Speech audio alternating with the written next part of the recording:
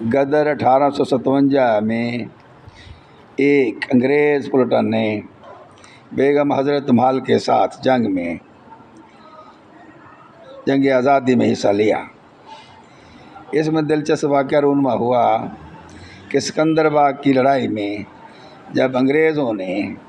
دھوکے کے ساتھ ہندوستانی فوجیوں کے لاشوں کے ڈھیر لگا دیے اور آگے بڑھے تو امام باڑہ شاہ نجف کے قریب قدم رسول کے پاس ایک پیپل کے پیڑ کے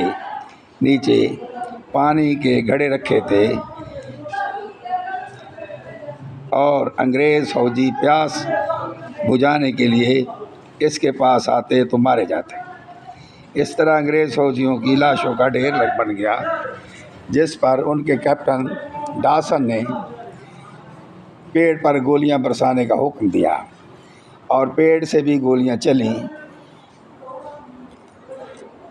جس کے بعد درخت سے ایک فوجی گرا۔ پتہ چلا کہ وہ کوئی